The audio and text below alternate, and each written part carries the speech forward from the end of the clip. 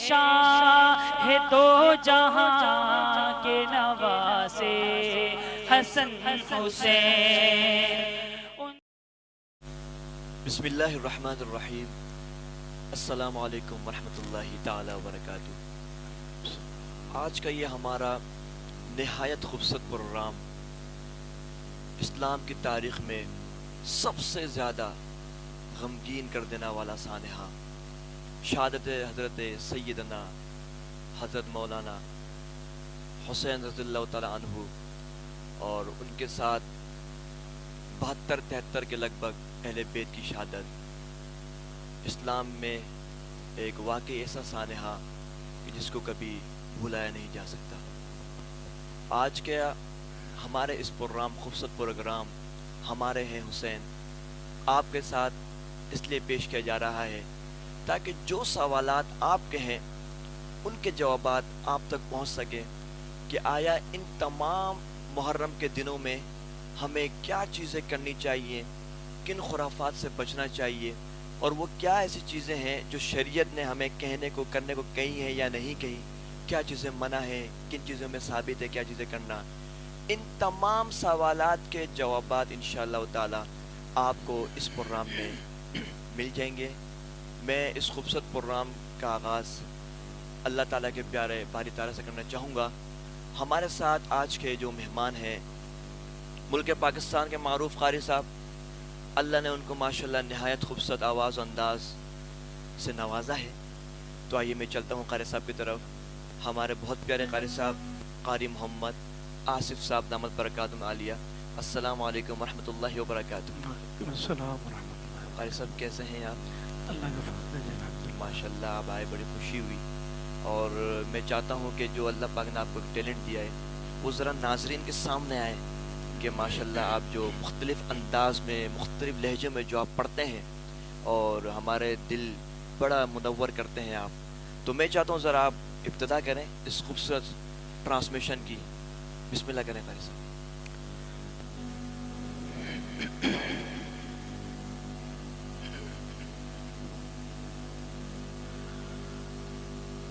أعوذ بالله من الشيطان الرجيم.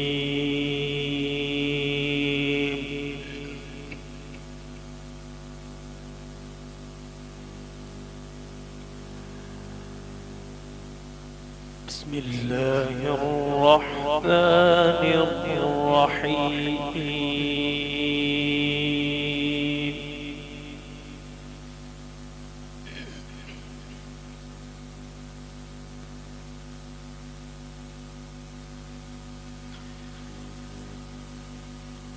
لقد صدق الله رسوله الرؤيا بالحق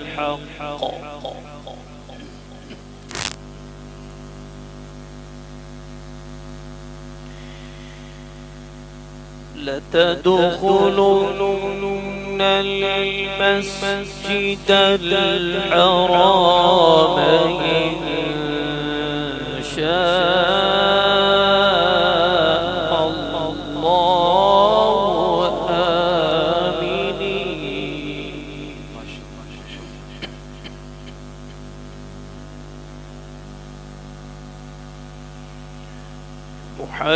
محلقين رؤوسكم ومقصرين لا تخافون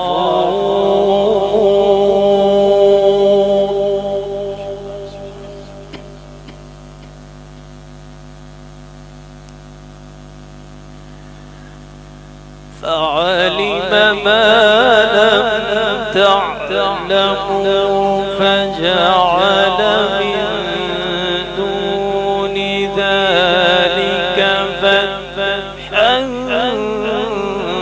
قريبا.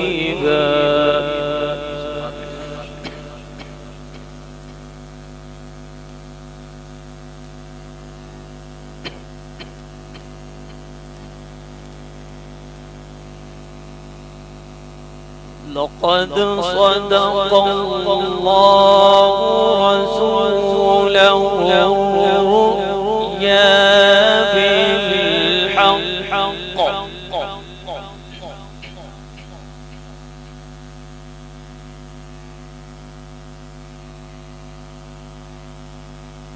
لتدخلن المسجد الحرام إن شاء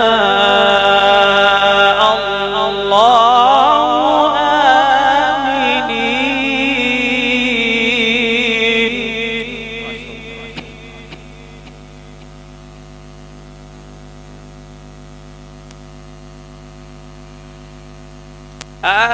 آمنين محلقين رؤوسكم ومقصرين لا تخافون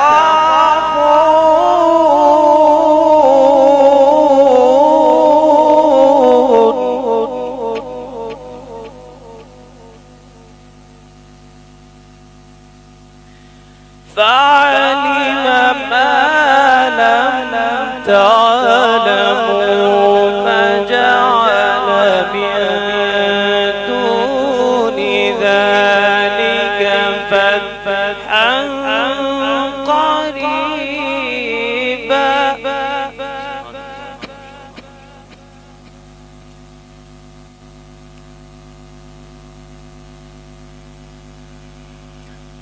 هو الذي أرسل رسوله بالهدى ودين الحق ليظهره على الدين كله وكفى بالله شهيدا.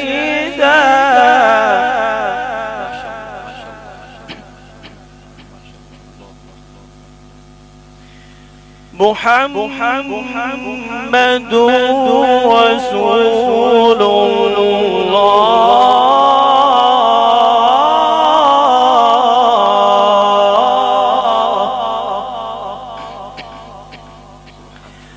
محمد رسول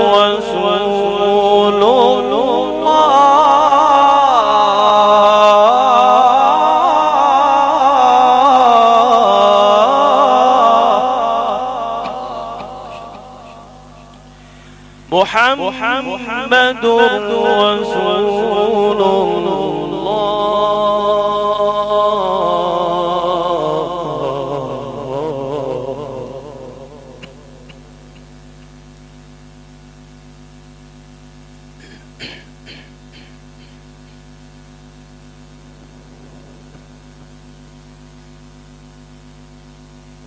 والذين معه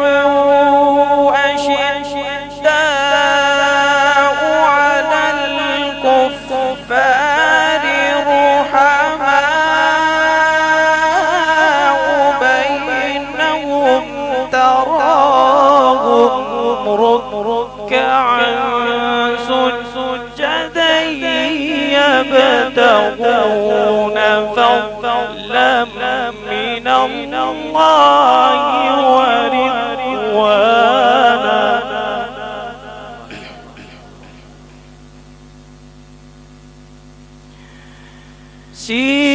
سيماهم في وجوههم من أثر السجود.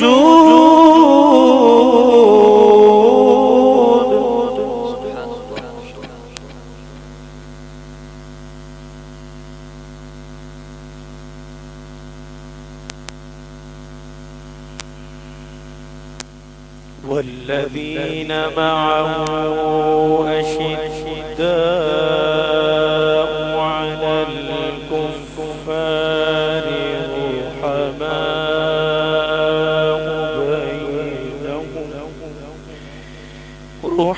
رحماء بينهم تراهم ركعا سجدا يبتغون فضلا من الله ورضوانا.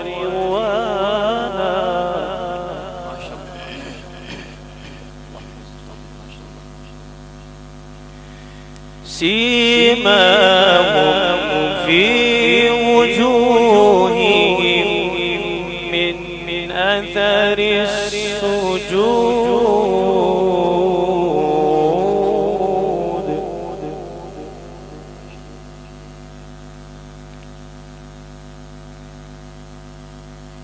ومثلهم في التوراة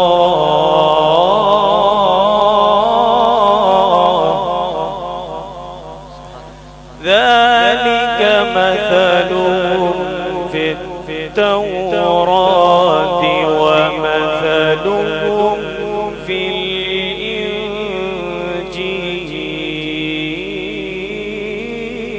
الإنجيل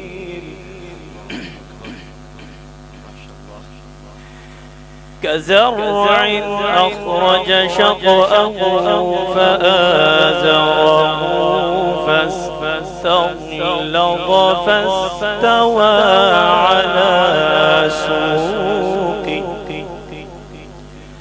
على سوقه يعجب الزراع ليغيظ بهم الكفار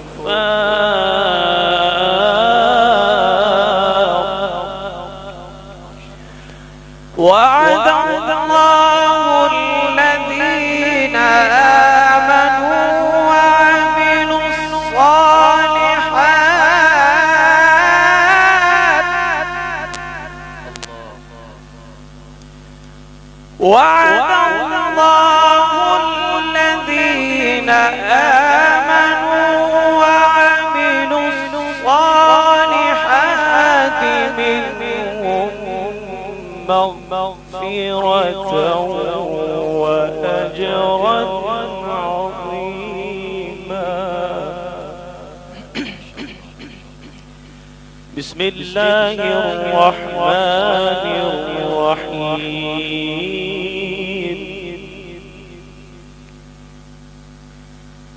لا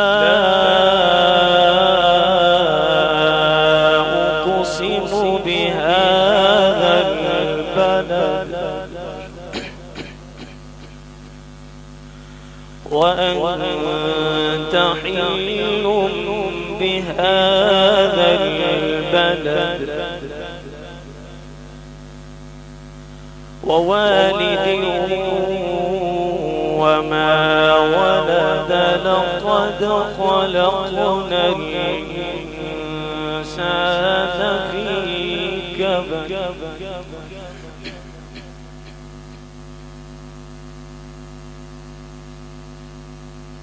لا أقسم بهذا البلد وأنت حل بهذا البلد ووالد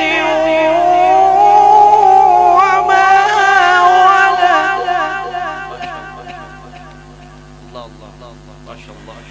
لقد خلقنا الإنسان في كبد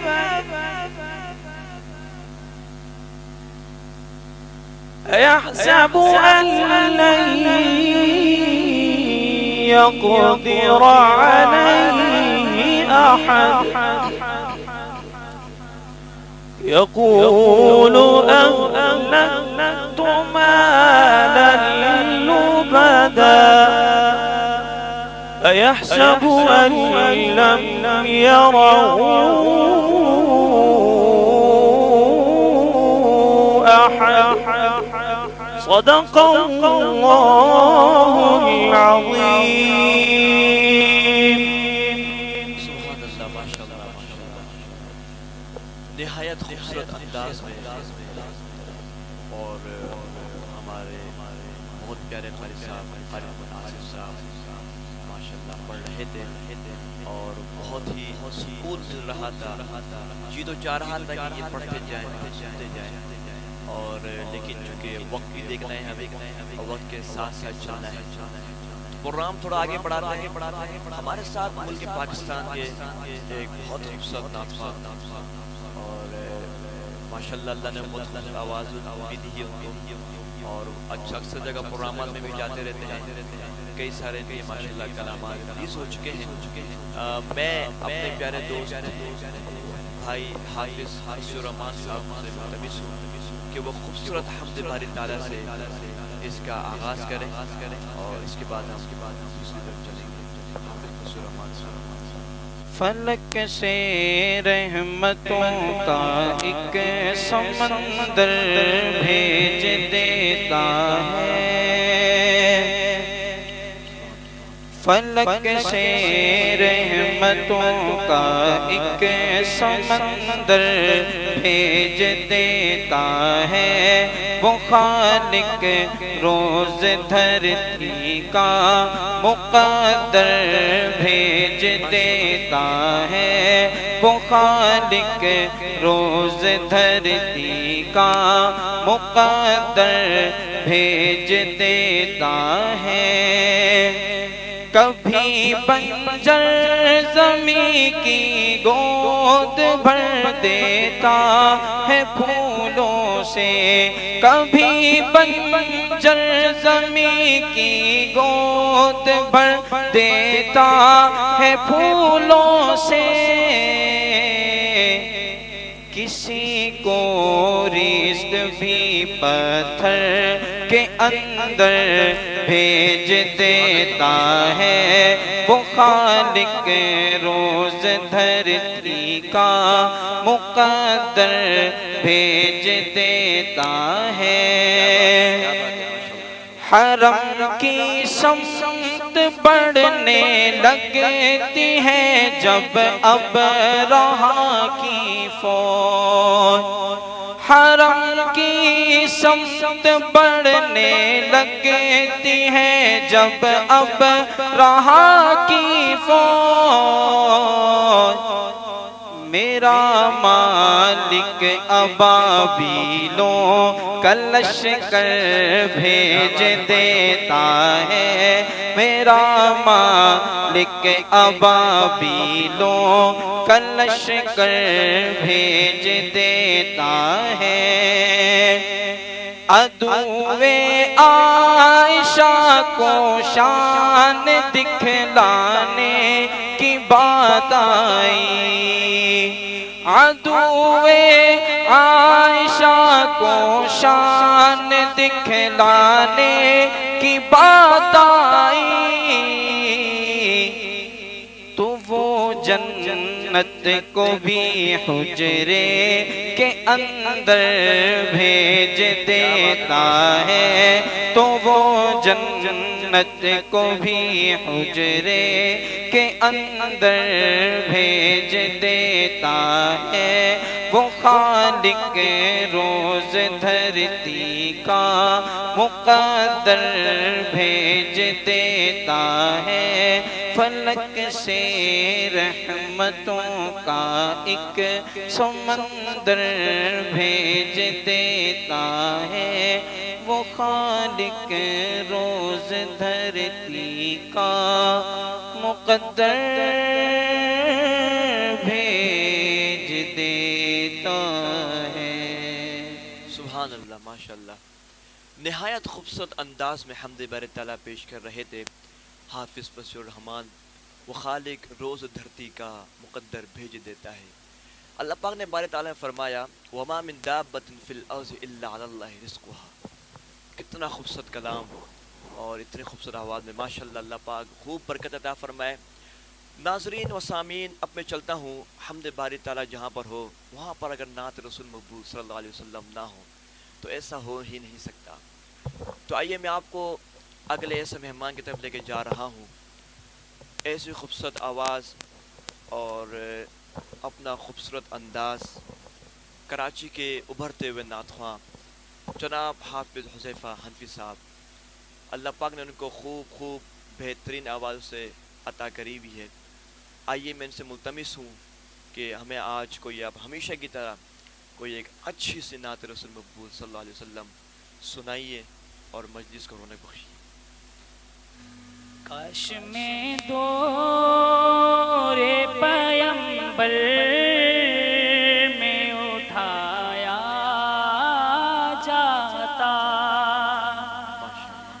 کاش میں دور پیمبر میں اٹھایا جاتا، کاش میں دور پیمبر میں اٹھایا جاتا، باخدا قدموں میں سرکار کے پایا جاتا، کیا بات ہے، باخدا قدموں میں سرکار کے پایا جاتا، اور ساتھ سرکار کے غزوات میں شامل ہوتا، ساتھ سرکار کے غزوات میں شامل ہوتا، ان کی نصرت میں لہو میرا بہایا جاتا، کی نصرت میں لہو میرا بہایا جاتا، کاش میں دور پیمبر میں اٹھایا جاتا، اور ریت کے ذروں میں اللہ بدل دیتا مجھے، ریت کے ذروں میں اللہ بدل دیتا مجھے، پھر مجھے راہ محمد میں بچھایا جاتا، پھر مجھے راہ محمد میں بچھایا جاتا، کاش میں دور پیمبر میں اٹھایا جاتا، اور کاش کاش میں ہوتا کوئی ایسی لکڑی، کاش کاش میں ہوتا کوئی ایسی لکڑی، جس کو سرکار کے منبر سے لگایا جاتا، جس کو سرکار کے منبر سے لگایا جاتا، کاش میں دور پیمبر میں اٹھایا جاتا، باخدا قدموں میں سرکار کے پایا جاتا۔ ماشاءاللہ ماشاءاللہ، سبحان اللہ سبحان اللہ، کاش میں دور پیمبر میں اٹھایا جاتا۔ یہ دعا، یہ التماس سب مسلمانوں کی ہے۔ ماشاءاللہ نہایت خوبصورت آواز میں، نہایت خوبصورت انداز میں کراچی کے ابھرتے ہوئے نعتخواں بھائی حافظ حذیفہ حنفی صاحب کلام سنا رہے تھے۔ ناظرین، اب ہم چلتے ہیں اپنے اگلے حصے کی طرف، جس میں آپ کو میں نے پہلے بھی کہا کہ ایسے سوالات اور جوابات کہ جو لوگوں کے سوالات اور جوابات ہیں کہ جس کے بارے میں ہمارے عام طور پر مسلمان بھائیوں کو نہیں معلوم، وہ کئی ساری چیزوں میں شامل ہو جاتے ہیں، ان کو نہیں معلوم کہ ہم کیا کر رہے ہیں، ہم کس معاشرے میں رہ رہے ہیں، بس جس نے جو کرا اس کے ساتھ وہ شامل ہو گئے۔ تو اس موضوع پر گفتگو کرنے کے لیے ہمارا خوبصورت ٹاپک ہمارے حسین کے نام سے آج ہمارے ساتھ موجود ہیں حضرت مولانا طلحہ صاحب دامت برکاتہم عالیہ، اور ان کے ساتھ موجود ہیں حضرت مولانا حمید احمد سعدی صاحب دامت برکاتہم عالیہ۔ تو میں سب سے پہلے حضرت صاحب سے ملتمس کروں گا کہ حضرت صاحب حضرت امام حسین رضی اللہ تعالیٰ عنہ کی کچھ منقبت بتا دیں لوگوں کو کہ وہ کون تھے، اور ہمارا جو ٹاپک ہے کہ ہمارے ہیں حسین، تو واقعی ہمارے ہیں حسین اور ہم بھی حسین رضی اللہ تعالیٰ عنہ کے ہی ہیں۔ جی حضرت صاحب۔ بسم اللہ الرحمن الرحیم، الحمد لحضرت الجلالہ والصلاة والسلام علی خاتم الرسالہ अम्मा बाद। अज़ीज़ मोहतरम सामिईन, नाज़रीन और तमाम मुसलमान भाई, हुज़ूर अकरम सल्लल्लाहु ताला अलैहि वसल्लम के लख्ते जिगर हज़रत सैयदना फ़ातिमा रज़ी अल्लाह ताला अन्हा, उनके नूर नज़र जनाब सैयदना इमाम हुसैन रज़ी अल्लाह ताला अन्हु की शान, मनक़बत, सीरत, तारीफ़ के उन्वान से आज की हमारी नशिस्त है। इस उन्वान की तवालत, इसकी वुसाअत को देखा जाए तो इतना वसी उन्वान है कि घंटों बीत जाएं, लेकिन इमाम हुसैन रज़ी अल्लाह ताला अन्हु की जो तारीफ़ थी, मनक़बत थी, जो शान है, उसके हम किसी किनारे या सिरे तक पहुँचना मुमकिन नहीं है। अगर हम चाहें और कोई ये दावा करे कि जी मैंने इमाम हुसैन रज़ी अल्लाह ताला अन्हु के तमाम सिफ़ात को यकजा कर दिया और तमाम उनकी सीरत का इहाता कर लिया, तो बज़ाहिर मुमकिन नहीं है। अब इस मुख्तसर सी नशिस्त में चंद झलकियाँ इशारतन इमाम हुसैन की शान के उन्वान से अगर देखें, हम अहादीस नबविया की रोशनी में, तारीख़ के झरीकों में देखें, औराक़ तारीख़ को अगर आप पलटेंगे और देखेंगे, निगाह दौड़ाएंगे, एक अजीब सा एक समा है, एक मंज़र है। उसके लिए क्या अल्फाज की इंतखाब करें हम उस अज़ीम शहज़ादे की शान को बयान करने के लिए, मतलब किन अल्फाज का चुनाव करें कि जो उनकी शायान शान हो। तो हम तो आजिज़ हैं उससे, लेकिन अपनी सी जो कोशिश कर रहे हैं अल्लाह कबूल करें।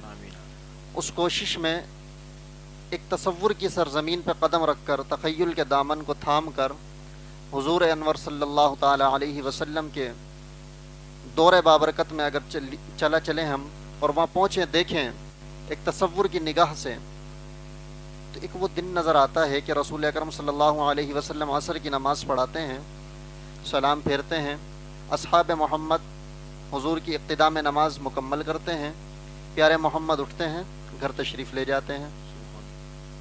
अचानक एक सहाबी को कोई मसला दरपेश होता है, हुज़ूर के दरवाज़े पर दस्तखत देते हैं। उस दस्तक के जवाब में हुज़ूर अकरम सल्लल्लाहु अलैहि वसल्लम दरवाज़ा खोलते हैं। कमली मुबारक हुज़ूर के जिसमें अथर पर है, बड़ा खूबसूरत मुखड़ा चमक रहा है, हुज़ूर अकरम का जिस्म मुबारक पर चादर लिपटी हुई है। अब इस सहाबी की निगाह पड़ी तो एक ताज्जुबाना अंदाज में कहने लगे, या रसूल अल्लाह, असर की नमाज में तशरीफ़ लाए, जिस्म इतना फरबा नहीं था, इतना भारी नहीं था, अब इतना भारी लग रहा है, वजह क्या है? तो रिवायतों में आता है हुज़ूर ने ज़बान मुबारक से नहीं फरमाया, बल्कि इशारे से फरमाया, ये चादर उतारो। उस चादर को उतारा गया तो साहबी ने जब दोनों पल्लू को उतार करके हुज़ूर के शानुए मुबारक से चादर को पलटा तो देखा एक बाजू में इमाम हुसैन को उठाया, एक में इमाम हसन को उठाया।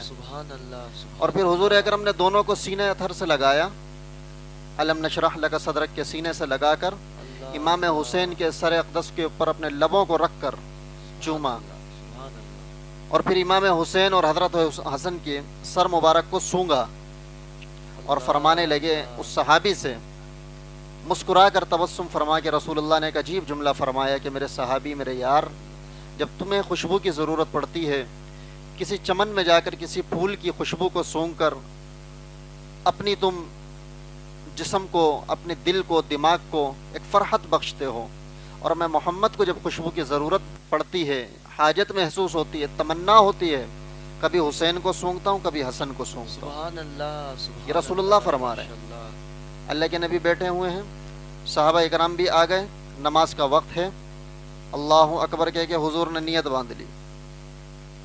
अजीब मंजर है, तसव्वुर में अगर आप देखें, इतना खूबसूरत इंसान जिसके जैसा कायनात में कोई आया नहीं, दुल्हा कायनात प्यारा मोहम्मद सल्लल्लाहु अलैहि वसल्लम मुसल्ले पर खड़े हैं, अल्लाहु अकबर कहकर, पीछे हज़ारों सहाबा, सैकड़ों सहाबा खड़े हैं, रुकू में चले गए। अब जैसे बच्चों की आदत होती है, खेलते कूदते ना समझ होते हैं, आ जाते हैं मस्जिद में, आ जाते हैं, और उन्हें तो नहीं पता मिंबर क्या है और मुसल्ला क्या है, वो तो चाचू बैठे हैं, अब्बू बैठे हैं, ताया बैठे हैं, साथ ही आकर बैठ जाते हैं। अब अल्लाह के नबी सल्लल्लाहु ताला अलैहि वसल्लम सजदे में गए। अब इमाम हुसैन रज़ी अल्लाह ताला अन्हु को एक लाड आया, नाना पर एक प्यार आया। तो बच्चों की अपनी अदा होती है प्यार की। इमाम हुसैन तशरीफ़ लाए, सफ़ों को चीरते हुए, और सफ़ों को चीर कर सीधे अपने नाना के मुसल्ले पर पहुँचे और पुश्ते मुबारक पर सवार हुए और हुजूर को यूँ झप्पी भरकर चिमट गए। اور اللہ کے رسول صلی اللہ علیہ وسلم روایت میں یہاں تک بھی آتا ہے کہ حضور سجدے کی حالت میں حضور نے سجدہ طویل کرا، صحابہ کو محسوس ہوا کہ کیا ہو گیا سجدہ آج کچھ خلاف عادت ہو گیا، تو کسی صحابی نے ذرا نگاہ کو گردن کو یوں خم کر کے دیکھا تو اس طرف امام حسین پشت نبی پر بیٹھے ہیں۔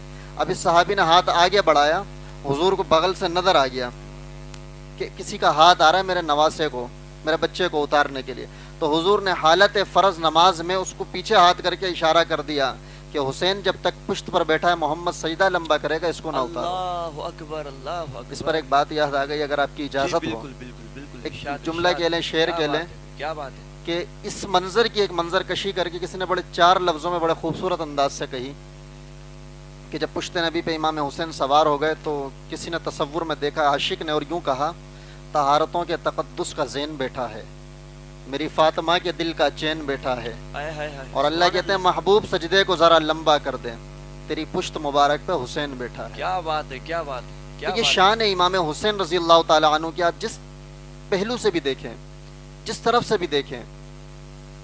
عید کا دن ہے، نانا کا انتقال ہو چکا، اللہ کے نبی قبر اطہر میں ہیں، عید کا دن آ گیا، امام حسن بھی اداس، حسین بھی اداس، کپڑے ہیں نہیں، حضرت سیدہ فاطمہ کے سامنے گئے، ماں تھی تڑپ اٹھی، کہا بیٹا کیا ہوا؟ کہا ماں سارے مدینے کے اندر نئے لباس پہن کے گھوم رہے ہیں، آج علی کے بیٹے اور محمد کے نواسے پرانے لباس میں گھوم رہے ہیں، دل دکھ رہا ہے۔ آنکھوں سے آنسو جاری ہو گئے حضور کی لخت جگر حضرت فاطمہ کے، اور فرمایا کہ جاؤ اور اپنے نانا کو ذرا جا کے بتا کر کے آؤ۔ حضور کے روضے پہ آ گئے دونوں نواسے، کھڑے ہو کر بس رونا شروع کر دیا۔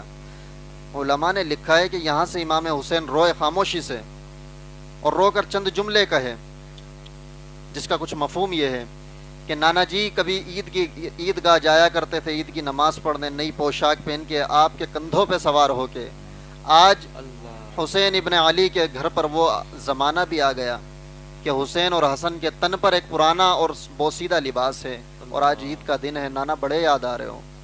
یہاں سے پلٹ کر امام حسین واپس آئے، امام حسن واپس آئے، دروازے پر گٹھری رکھی تھی، اور وہاں سے انہوں نے دروازہ بجایا، اماں فاطمہ نے دروازہ کھولا اور کہا اماں یہ گٹھری رکھی ہے۔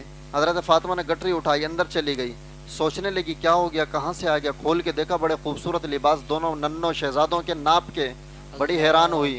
اللہ کے رسول صلی اللہ تعالیٰ ایک نیند کا جھونکا آیا، حضرت فاطمہ کو ذرا سا اپنے ابا جان کی حضرت محمد کی زیارت ہوئی، اور کہنے لگی بیٹی غم نہ کر فاطمہ، اللہ نے فرشتوں کے ذریعے سے، جبرائیل کے ذریعے سے میرے نواسوں کے، میرے لخت جگر حضرت امام حسن اور حسین کے لیے جنت سے پوشاک بھیجی۔ سبحان اللہ، اللہ کو رونا برداشت نہیں ہے ان کا، سبحان تو یہ شان ہے۔ کیا بات، تو میں نے جیسا عرض کیا بہت طویل ہے، ہم بیان کرتے چلے جائیں، آپ سنتے چلے جائیں، وقت بیت جائے لیکن شان ختم نہیں ہوگی۔ سبحان تو انہی چند جھلکیوں پر ہم اکتفا کرتے ہیں، بس یہ ہے کہ اللہ یہ شان سمجھ کر اس کی قدر کی توفیق نصیب فرمائے۔ ماشاءاللہ ماشاءاللہ، واقعی واقعہ کربلا اور حضرت امام سیدنا حسین رضی اللہ تعالیٰ عنہ کی جو شان بیان جتنا بھی کرنے کی کوشش کریں وہ شان بیان ہو نہیں سکتی، وہ شان بیان ہو ہی نہیں سکتی۔ ہم ان کے کن کن واقعات کو، کن کن شان کو بیان کرتے جائیں تو ظاہر سے بات ہے الفاظ ختم ہو جائیں گے، وقت کم پڑ جائے گا، لیکن حضرت امام سیدنا حسین رضی اللہ تعالیٰ عنہ کی منقبت بیان کبھی ہو نہیں سکتی۔ اب میں چلتا ہوں اپنے سوالات کی طرف۔ ہمارے ساتھ نہایت محترم حضرت مولانا حمید احمد سعدی صاحب دامت برکاتہم عالیہ سے آپ کی تشریف آوری کا بہت بہت شکریہ، ممنون ہیں، مشکور ہیں۔ میں اور میری طرف سے پوری ٹیم آپ کا بہت بہت شکر گزار ہے۔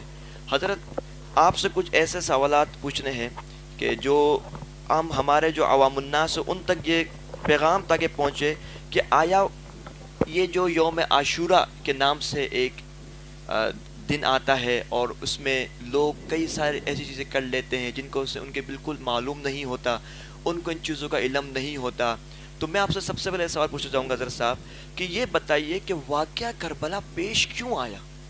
یہ اتنا بڑا سانحہ، اتنا بڑا واقعہ آیا، پیش آیا کیوں یہ واقعہ؟ وعلیکم السلام ورحمۃ اللہ وبرکاتہ۔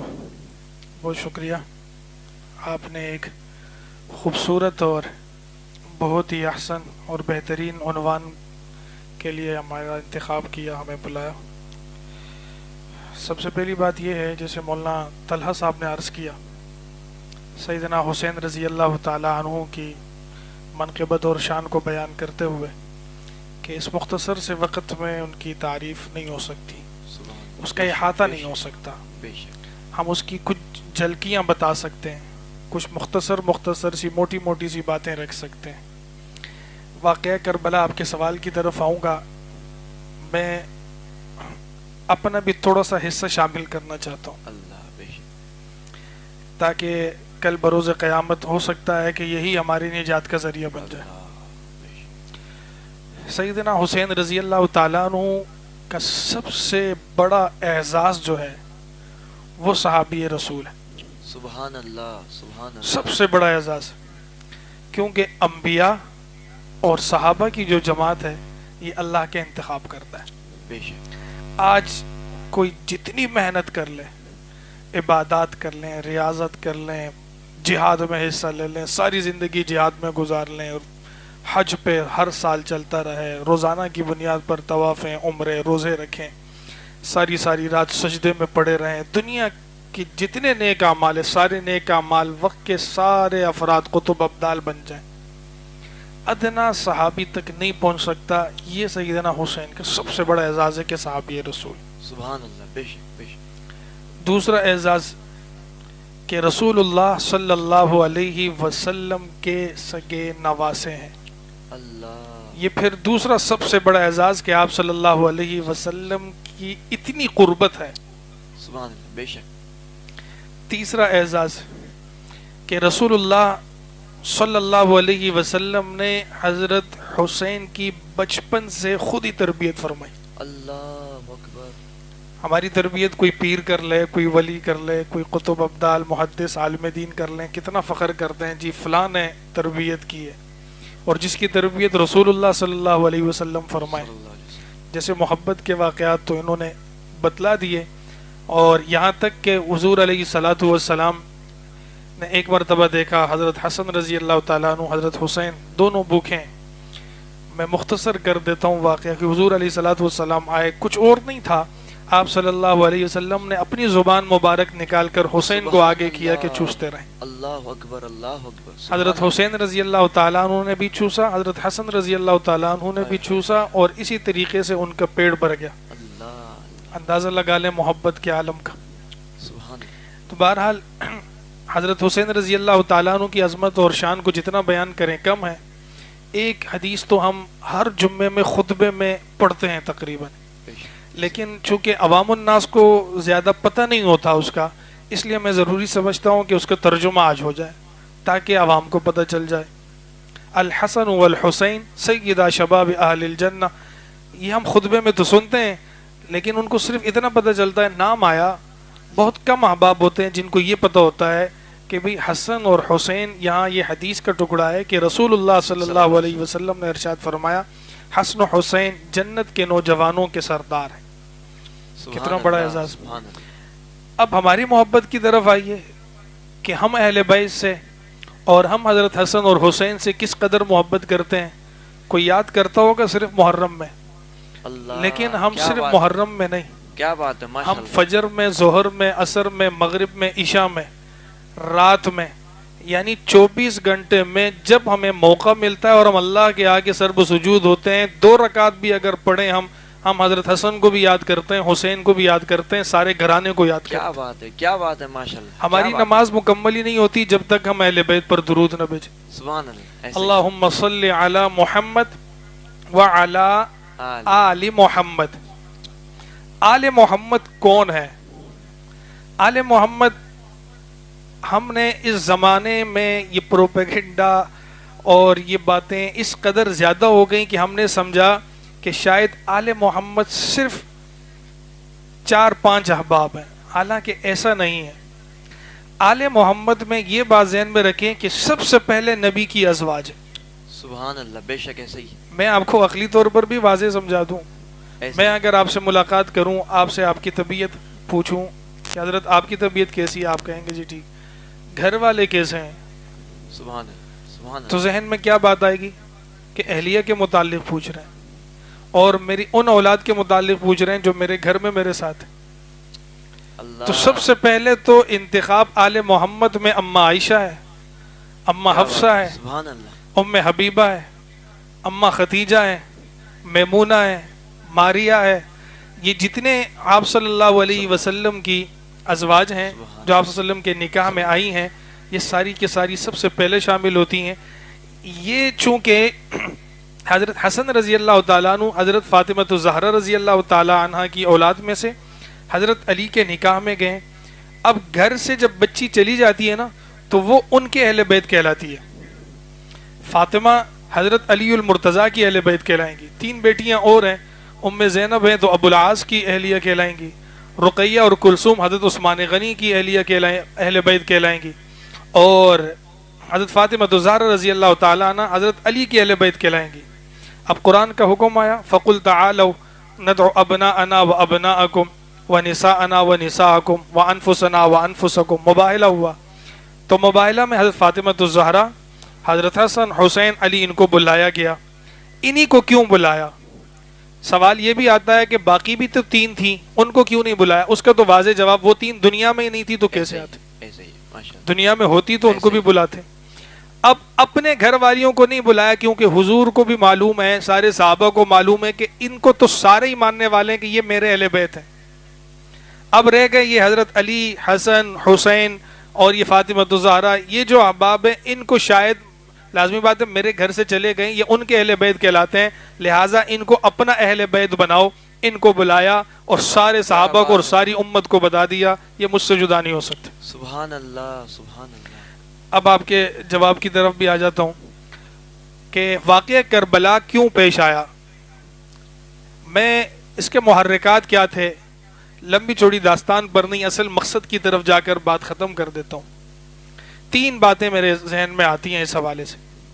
نمبر 1 یہ کہ رسول اللہ صلی اللہ علیہ وسلم کی خواہش تھی, لَوَدِدْتُ أَنْ أُقْتَلَ فِي سَبِيلِ اللَّهِ ثُمَّ أُحْيَا ثُمَّ أُقْتَلْ ثُمَّ أُحْيَا ثُمَّ أُقْتَلْ ثُمَّ أُحْيَا ثُمَّ أُقْتَلْ. یہ جو حدیث ہے کہ آپ صلی اللہ علیہ وسلم کی یہ خواہش تھی کہ مجھے اللہ کے راستے میں شہید کر دیا جائے اور میں پھر جو ہے نا اللہ تعالیٰ مجھے پھر بھیج دے, میں پھر شہید ہو جاؤں اللہ کے راہ میں, پھر زندہ ہو جاؤں, پھر شہید ہو جاؤں. یہ جو شہادت کی خواہش رسول اللہ صلی اللہ علیہ وسلم نے کی, اللہ تبارک و تعالیٰ نے اس خواہش کو پورا کرنا تھا بالواسطہ. سبحان اللہ. آپ کہیں گے جی یہ خواہش رسول اللہ صلی اللہ علیہ وسلم نے دعا کی, اللہ قبول نہ کرے, کیسے ہو سکتا ہے؟ لیکن اللہ نے قرآن مجید میں یہ بھی ارشاد فرمایا واللہ یعصمک من الناس.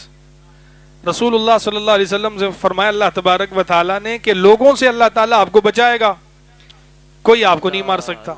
بے شک. اور خواہش بھی ہے اللہ تعالیٰ کے راستے میں کٹ جاؤں, اللہ کے نام پر قربان ہو جاؤں. تو اللہ تبارک و تعالیٰ نے یوں کر دیا کہ آپ کو تو کوئی کچھ نہیں کہہ سکتا, یہ میرا وعدہ ہے. آپ کی دعا بھی پوری کروں گا. تو اس کو پورے کرنے کا ایک راستہ اور طریقہ جو اختیار کیا گیا وہ یہ کہ بالواسطہ آپ کی اولاد سے حضرت حسین رضی اللہ تعالیٰ عنہ جب شہید ہو جائیں گے, یہ ایسا ہی یہ گویا آپ نے شہادت پیش کر دی. اللہ اللہ, سبحان اللہ, ایک سبحان اللہ. دوسری وجہ یہ ہے کہ اللہ تبارک و تعالیٰ نے یہ بھی بتلانا ہے کہ ٹھیک ہے حضرت حسین رضی اللہ تعالیٰ عنہ کو میں نے مرتبہ, مقام, بلندی, شان, رفت دی عطا کی ہے, اور حضرت حسین کے علاوہ دیگر بھی اصحاب کرام سب کو اللہ تبارک و تعالیٰ نے اپنی اپنی جگہ پر مرتبہ اور مقام عطا کیا ہے. لیکن سب سے اہم میرا دین ہے, سب سے اہم میرا دین ہے. یہ جتنے بڑے بڑے صحابہ کرام قربان ہوئے اس دین کے لیے قربان ہوئے. بے شک ایسے ہی. اگر ہم کوئی جانور خریدتے ہیں نا تو اس کے لیے لازمی بات ہے ہم نے کوئی چارہ وغیرہ لینا ہوتا ہے تو اس چارے کو ہم قربان کر دیتے ہیں جانور کے لیے, ٹھیک ہے. پھر جانور کے بعد ضرورت ہوتی ہے اس جانور کو ہمیں, تو ہم جانور کو ذبح کر کے اس کو قربان کر دیتے ہیں اپنے لیے. اب ہماری ضرورت کس کو ہے؟ ہماری ضرورت ہے اللہ کو. ہم اپنے آپ کو قربان کر دیں اللہ کے. کیا بات ہے, کیا بات ہے, سبحان اللہ. تو حضرت حسین رضی اللہ تعالی عنہ کو اللہ تبارک و تعالی نے قربان کرایا اپنے لیے. حسین قربان ہوئے اللہ کے لیے, اور یہ ساری دنیا کو ایک میسج اور ایک پیغام ملا اس شہادت کے ذریعے سے کہ اللہ کے لیے قربان ہونا سیکھیں, اور ایسے سیکھیں اللہ کے لیے قربان ہونا کہ نماز کا وقت آ جائے اور ظالم سامنے ہوں, آپ کی گردن اڑانے پر ہوں, آپ کی گردن کٹ جائے لیکن فرض نماز نہ چھوڑیں. سبحان اللہ سبحان اللہ. ہماری تو آج کل حالت ایسی ہے، تو ہم تو عام اوقات میں بھی منتیں کرو بھائی، نماز کا وقت، مؤذن اذان دے رہا ہے، حی علی الصلاۃ حی علی الفلاح، نماز کی طرف آئیں، کامیابی کی طرف آئیں. نہیں آتا. حضرت حسین کا صرف نام نہیں لینا ہے، بلکہ حضرت حسین کی سیرت پر عمل کرنا ہے. حضرت حسین نے یہ عمل کر کے بتایا. فرض نماز کا وقت ہو تو جان دے دو، لیکن یہ ہے کہ نماز آپ اپنی مکمل کریں. سبحان اللہ. تیسری وجہ جو اس کی مجھے سمجھ میں آ رہی وہ یہ آ رہی ہے کہ اللہ تبارک و تعالی یہ بھی بتلانا چاہ رہے ہیں کہ جو فیصلہ میں ایک مرتبہ کر دیتا ہوں، پھر اس فیصلے کے آگے کوئی محبت رکاوٹ نہیں بنتی، اور اس فیصلے کے آگے کوئی عداوت، کوئی دشمنی بھی رکاوٹ نہیں بنتی.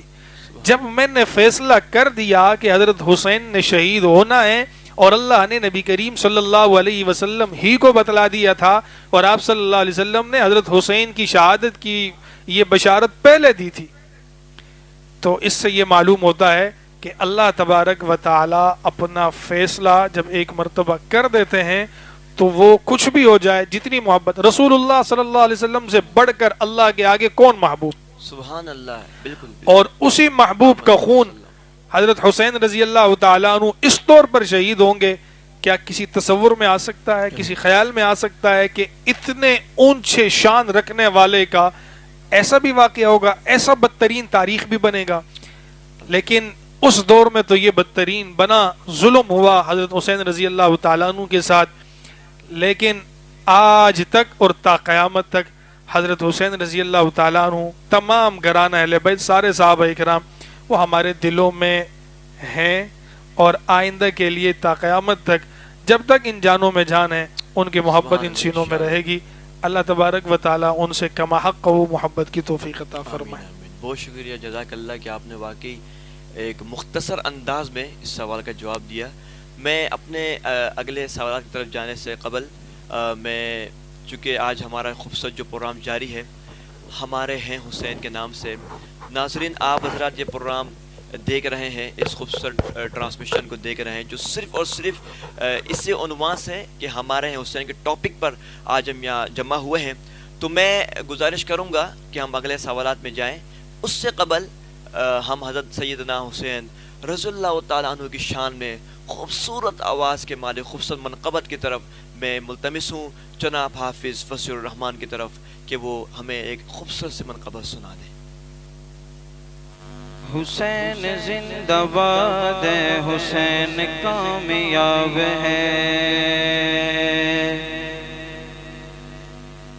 حسین زندہ باد ہے، حسین کامیاب ہے، حسین زندہ باد ہے، حسین کامیاب ہے، نواسۂ رسول ہے جو عشق کی کتاب ہے، حسین زندہ باد ہے، حسین کامیاب ہے. یہ ذکر ایسا ہے جس کو کرنا بھی ثواب ہے، حسین زندہ باد ہے، حسین کامیاب ہے.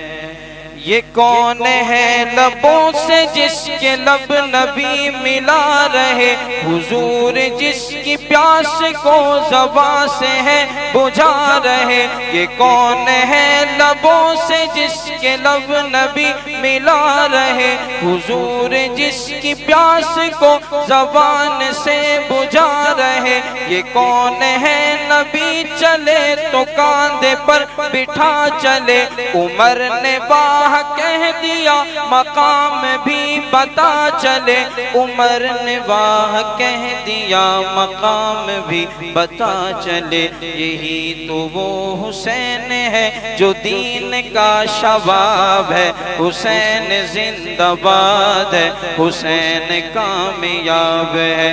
نواسۂ رسول ہے جو عشق کی کتاب ہے، حسین زندہ باد ہے، حسین کامیاب ہے. نبی کے پیار کی اب اس سے بڑھ کے کیا دلیل ہو، سوار گر کمر ہے تو سوار گر کمر پہ ہو تو سجدہ بھی طویل ہو، نبی کے پیار کی اب اس سے بڑھ کے کیا دلیل ہو، سوار گر کمر پہ ہو تو سجدہ بھی طویل ہو، یہ کون ہے نبی نے جس کو دل کا چین کہہ دیا، کہ فاطمہ علی نے جس کو نور عین کہہ دیا، کہ فاطمہ علی نے جس کو نور عین کہہ دیا، یہ گلشن رسول کا مہکتا ایک گلاب ہے، حسین زندہ باد ہے، حسین کامیاب ہے، نواسہ رسول ہے جو عشق کی کتاب ہے، حسین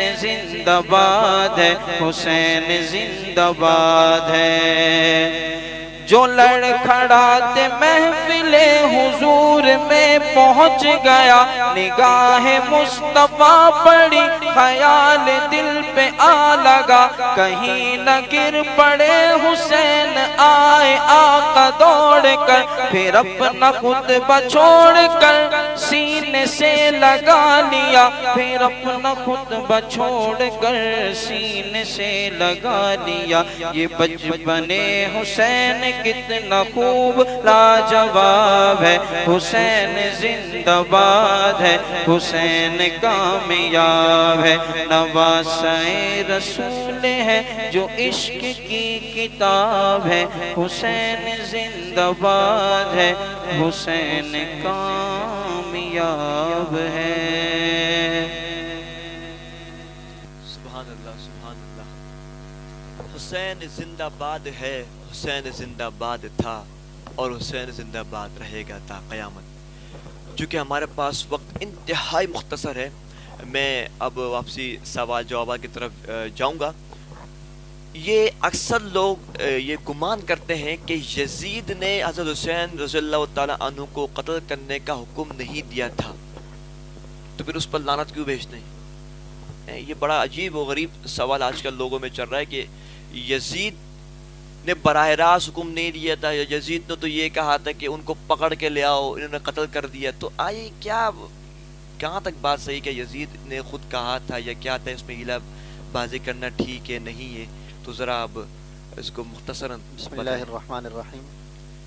اس پہ ایک تفصیل ہے لیکن اس کو چند الفاظ میں اگر بیان کیا جائے بالکل شارٹ کر کے مختصر، تو بس اتنی سی بات، مدلل بات یہ ہے کہ دیکھیے یزید جو تھا حضرت امیر معاویہ رضی اللہ تعالیٰ عنہ کے بیٹے تھے، تو یزید کو ہم کیا کہیں؟ لعنتی کہیں، جنتی کہیں؟ پہلا تو آپ کا سوال کہ لعنتی کے بعض کہتے ہیں، تو پہلے تو یہ سمجھ لیں اس کو لعنتی کہنا بھی ہے کہ نہیں کہنا۔ مسلک اہل سنت والجماعت احناف دیوبند، ان کا جو معتدل عقیدہ نظریہ اور اس بارے میں مثبت جو رائے ہے اور جو مثبت ان کے بارے میں ان کا نظریہ ہے، وہ ذرا سن لیجیے دو لفظوں کا، کہ یزید جو ہے نمبر ایک صحابی نہیں تھے، نمبر دو تابعی بھی نہیں کہیں گے۔ اب سوال آئے گا کہ جی وہ صحابی کے زمانے میں تھے، مسلمان تھے، تو تابعی کیوں نہیں کہیں گے؟ تو مولانا بھی تشریف فرما ہیں، علماء جانتے ہیں صحابی کی تعریف میں آتا ہے جس نے حالت ایمان میں رسول اللہ صلی اللہ علیہ وسلم کی صحبت اٹھائی ہو۔ بے شک ہے صحیح۔ اور تابعی کی تعریف میں صرف یہ نہیں ہے کہ رسول اللہ صلی اللہ علیہ وسلم کی صحبت اٹھائی ہو، بلکہ تابعی کی تعریف میں آتا ہے کہ جس نے حالت ایمان میں کسی صحابی رسول اللہ صلی اللہ علیہ وسلم کے کسی صحابی کے ساتھ صحبت بھی رکھی ہو، تعلق بھی رکھا ہو، ساتھ اتباع بھی کی ہو اچھے اعمال میں۔ تو اگر جیسے صحابی میں لفظ صحبت ہے، اللہ، تابعی میں لفظ اتباع ہے، تو یہ بغیر اتباع کے تابعی بن نہیں سکتا اگرچہ مسلمان ہو۔ تو اس لیے اہل حق جمہور علماء کا مسلک جیسے حجاج بن یوسف ہے، یزید ہے، ان کے بارے میں یہ ہے کہ ہم اس کو تابعی نہیں کہیں گے، البتہ کافر بھی نہیں کہیں گے۔ سوال یہ ہے کافر کیوں نہیں کہیں گے؟ کیونکہ اس کے کفر کے اوپر کوئی واضح طور پر کوئی دلیل موجود نہیں ہے۔ یہ آسان سے لفظوں میں کہ اس کے کفر پر واضح کوئی ہمارے پاس دلیل نہیں ہے، کوئی وجہ نہیں ہے کہ ہم اسے کافر کہیں۔ اور جہاں تک یہ کہیں گے کیا، تو کہنے کے بارے میں علماء حق معتدل جو رائے رکھتے ہیں وہ یہ کہ ہم اسے فاسق کے درجے تک رکھتے ہیں کہ فاسق ہم اسے ضرور مانتے ہیں. اس کے بارے میں آتا ہے کہ شراب پیا کرتا تھا، اگرچہ شیخ الاسلام مفتی تقی عثمانی صاحب دامت فیوزم نے لکھا ہے کہ یہ روایات چلیں کچھ مستند نہیں ہیں، لیکن چونکہ اس سے اس کی ذات ایک مجہول ہو رہی ہے، شبے کی زد میں آ رہی ہے، تو اس وجہ سے یزید کے بارے میں تو یہ آپ ذہن میں رکھیے. جی. تو اسے لانتی کہنا یہ بھی درست نہیں، اسے جنتی کہنا یہ بھی ہم نہیں کہتے. یعنی قاتل بول البتہ سکتے ہیں. درمیان میں جہاں تک رہ گئی دوسرے سوال کا آپ کا حصہ کہ وہ قاتل تھا، اس نے قتل کیا تھا، اس کے بارے میں تو مختصر سی بات اتنی سی ہے. امام حسین چلے ہیں اور عبداللہ ابن عمر، حضرت عبداللہ ابن عباس، بڑے بڑے کبار صحابہ نے انہیں روکا لیکن وہ چلے گئے. ایک ان کی رائے تھی، بڑے صحابی تھے، شان والے تھے، امام حسین نواسہ رسول تھے. وہ تشریف لے گئے اور جب وہاں پہنچے ہیں تو انہیں جب یہ کربلا کے دامن میں پہنچے ہیں تو ان کا مقصد نہ جنگ تھا امام حسین کا، یہ واضح رہے. امام حسین کا مقصد نہ جنگ تھا نہ بغاوت تھا. ان کا مقصد یہ تھا، اہل کوفہ نے خط لکھے تھے اور یہ انہیں یقین دلایا تھا کہ آپ تشریف لائیں، ہم بیعت کریں گے. تو امام حسین چونکہ یزید کے ہاتھ پر بیعت پر راضی نہیں تھے، یہ ان کا ایک مسئلہ تھا، اس کو ہم غلط نہیں کہیں گے، وہ نہیں تھے تیار، انہوں نے بیعت نہیں کرنی تھی. تو اس وجہ سے امام حسین جو تھے وہ یزید سے چونکہ بیعت کرنا نہیں چاہتے تھے، اختلاف رکھتے تھے، تو وہ جب وہاں سے چل کر کے کربلا تک پہنچے ہیں وہ اہل کوفہ کے اصرار پر مسلسل خطوط بھیجنے پر پہنچے ہیں. اور جب وہ یہاں پہنچ گئے تو اہل کوفہ نے چونکہ وہ واضح انہوں نے جو دھوکہ دیا اور بے وفائی کی وغیرہ وغیرہ، تو یہاں پر جو کوفہ کا گورنر تھا یزید کی طرف سے عباد اللہ ابن زیاد، اس نے اصل جو کارنا یہ جو بیچ کے اندر جو معاملے کو مطلب خراب کیا وہ اس طور پر کہ اس نے انانیت کا مسئلہ بنا کر اور یہ کہا نعوذ باللہ نقل کفر کفر نباشد، وہ کہنے لگا یہ نواسہ رسول حسین کو گھسیٹ کر گرفتار کر کے میرے پاس لایا جائے. یہ اسے ہم کہیں گے ملعون نے یہ بات کہی کہ امام حسین کو گرفتار کر کے لایا جائے. امام حسین جب واپس پلٹے ہیں انہوں نے کہا یا تو مجھے واپس جانے دو، دوسرے نمبر پہ مجھے یزید کے پاس جانے دو. ان کا جو دعویٰ تھا میں نے بیعت نہیں کرنی، انہوں نے کہا میں جاتا ہوں، جا کر کے مذاکرات کریں گے، تشفی ہو جائے گی، تسلی ہو جائے گی، بیعت کر لیں گے. بات ختم ہو گئی. اور اس کی سب سے بڑی دلیل یہ ہے کربلا کی جس جگہ پر میدان سجا تھا یہ راستہ ملک شام کی طرف جا رہا ہے، تو اس سے پتہ چلتا ہے حضرت امام حسین رضی اللہ تعالیٰ عنہ یزید کی طرف روانہ ہو چکے تھے. تو وہاں سے پھر اس کے کارندے آئے ابن زیاد کے اور اس نے گھیرا اور گھیر کر کے امام حسین اور ان کے اہل بیت جتنے تھے ان کے شہید کر دیا اور پھر اس کے سر کو یزید کے پاس لے جایا گیا. یہ بات یہاں تک تو ہے. البتہ یزید کی میں نے وضاحت کر دی، لانتی کے جزاک اللہ بہت بہت شکریہ. اچھا میں چونکہ وقت بالکل مختصر ہے میں اگلا سوال حضرت صاحب سے کروں گا. حضرت صاحب چند سوالات ہیں، آپ ذرا اس کے بالکل مختصراً انداز میں تاکہ ہم اس کو لوگوں تک پہنچا سکیں. حضرت پہلا سوال یہ ہے کہ جس طرح کیا شریعت میں جس طرح عید کا منانا ہے، خوشی منانا ہے، پھر ہمیں 2 عید کرتے ہیں خوشی کے طور پر اور رمضان کے بعد جو ہمیں خوشی کا موقع ملتا ہے ہم عید گزارتے ہیں، آیا کہ شریعت میں کیا غم منانے کا بھی کوئی طریقہ ہے یا غم کا ہے کچھ کہ کوئی شہید ہو جائے، کیا اس کو کسی تابعین نے کیا کرا یا تبع تابعین نے یا اولیاء اللہ نے، کیا یہ سلسلہ کب سے چلتا ہوا ہے کہ غم منانا کسی کے لیے صحیح ہے؟ یعنی یہ تھوڑا وضاحت کر دیں. بسم اللہ الرحمن الرحیم. غم منانا تو اس طور پر کہ اپنے آپ کو مارنا، پیٹنا، گریبان پاڑنا، اپنے چہرے پر مارنا یا سینے پر مارنا وغیرہ، اس سے رسول اللہ صلی اللہ علیہ وسلم نے منع فرمایا، یا کالے کپڑے پہننا وغیرہ. البتہ 3 دن تعزیت کا تو ہے کہ جب انتقال ہو جائے کسی کا تو اس کے جو وارثین ہوتے ہیں ان کے پاس جائیں، ان سے ملاقات کر کے ان کے ساتھ تعزیت کریں اور دعا گو ہوں میت کے لیے. اس حد تک تو ٹھیک ہے. البتہ اگر اس سے زیادہ بڑھایا جاتا ہے یا اس کے اندر اس قسم کے معاملات آتے ہیں جیسے کہ اس کو خاص کر دیا جاتا ہے کہ جی وہ فلاں زمانے میں انتقال کر گیا تھا اور پھر اس کے بعد ہر سال اس کے غم منانے کے سلسلے کو رواج کو قائم کیا جائے، تو یہ چیز جائز نہیں ہے شریعت. اچھا حضرت میں اگلا آپ کے ساتھ سوال کروں. حضرت یہ بتائیں کہ تعزیے کا کیا حکم ہے؟ اور ہمارا اکثر مسلمان تعزیے کے ساتھ چلتے ہیں اور ان کے ساتھ وہیں پر اور حضرت حسین کے نام پر جو ناز و نیاز چلتا ہے وہ چیزیں بٹورتے ہیں، اچھالتے ہیں، کھاتے ہیں، پیتے ہیں. کیا یہ شریعت اس چیز کی اجازت دیتی ہے کہ مطلب یہ تعزیہ وغیرہ بنا یا پھر اس کا نہیں بھی بنا تو کیا ان کے ساتھ چلنا یا ان کے مجلس میں شریک ہونا یا ان کے ساتھ کھانا پینا جو بھی دیگر تمام چیزیں ہیں، کیا یہ ہے کہیں پر ثابت؟ کیا حکم ہے اس کا؟ ایک بات تو اس حوالے سے یہ ذہن میں رکھیں، من تشبہ بقوم فہو منہم، جو جس قوم سے مشابہت اختیار کرے گا تو وہ انہی میں سے ہوگا. چونکہ یہ اہل باطل کا یہ طرز رہا ہے. تعزیت تو ویسے میں نے ایک بتا دی ہے کہ 3 دن ہمارے یہاں ہے، ہم اس کو تعزیت کہتے ہیں. لیکن اہل روافظ جو تعزیہ کہتے ہیں وہ قبور وغیرہ اور ان کے شکل و صورت وغیرہ جی۔ بنانا، مختلف جھولے وغیرہ بنانا، ان کو لے جاتے ہیں اور پھر دریاؤں وغیرہ کی طرف جی جی ڈلوا دیتے ہیں، ان کے ساتھ چلتے ہیں، گھوڑے کی ایک شبیہ بھی بناتے ہیں، ان کے نیچے سے گزرنا، جی۔ بہت سارے عجیب و غریب خرافات ہیں جو سمجھ سے بالکل بالا تر ناقل تسلیم کرتا ہے۔ نہ شریعت میں اس کے کوئی ایسا کوئی ثبوت ہے کسی صحابی نے کی ہو، کسی اہل بیت نے کیا ہو، ان کے محبت والوں نے ایسے کوئی معاملات کیے ہوں جو سامنے آئے۔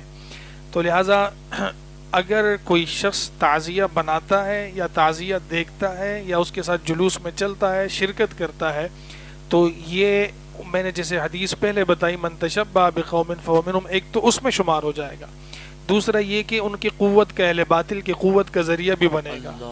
تو لہٰذا اس وجہ سے ان کی کسی قسم کے کسی بھی معاملات میں شرکت ٹھیک نہیں ہے۔ جہاں تک رہی بات کھانے پینے وغیرہ کی، تو اس حوالے سے یہ بات بھی ذہن میں رکھیں کہ رسول اللہ صلی اللہ علیہ وسلم نے 10 محرم کو روزے کا حکم دیا ہے، اور آپ صلی اللہ علیہ وسلم نے روزہ 10 محرم کا رکھا اور یوں فرمایا کہ اگر اگلے سال میں زندہ رہا تو میں اس کے ساتھ ایک روزہ اور ملاؤں گا، 9 کا یا 11 کا۔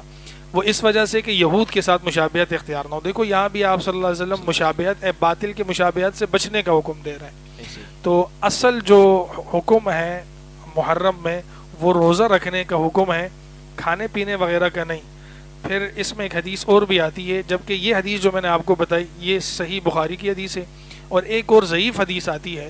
وہ حدیث یہ ہے کہ رسول اللہ صلی اللہ علیہ وسلم نے ارشاد فرمایا کہ اس دن اپنے اہل و عیال پر گھر کے دسترخوان کو وسیع کر لو، کشادہ کر لو، اس کے ذریعے سے اللہ تبارک و تعالیٰ برکتیں عطا فرمائیں گے۔ اب ایک حدیث تو یہ آ گئی صحیح، دوسری حدیث آ گئی ضعیف۔ صحیح حدیث کے اندر تو جو ہے نا روزہ رکھنے کا حکم، اور دوسری حدیث میں کھلانے پلانے کا حکم۔ ان دونوں کی تطبیق کیسی ہوگی، عمل کیسے ہوگا؟ اگر مغرب کو افطاری کے وقت کھلاتے ہیں 11 شروع ہو جاتا ہے، سحری کے وقت کھلاتے ہیں تو 9 شروع ہو جاتا ہے۔ تو اس کی تطبیق یہ ہے گھر کے اندر جو بچے ہیں یا وہ افراد جنہوں نے روزہ نہیں رکھا ہو ان کو اسی دن خوب سے خوب کھلائیں، دسترخوان اپنے گھر والوں کے لیے وسیع کریں، باہر والوں کے لیے یہ حکم نہیں ہے۔ جزاک اللہ جزاک اللہ۔ تو اپنے گھر والوں کے لیے دسترخوان کو وسیع کیا جائے اور پھر شام میں خود بھی افطاری کریں۔ بہت شکریہ حضرت صاحب آپ کی تشریف آوری کا، حضرت صاحب آپ کی تشریف آوری کا۔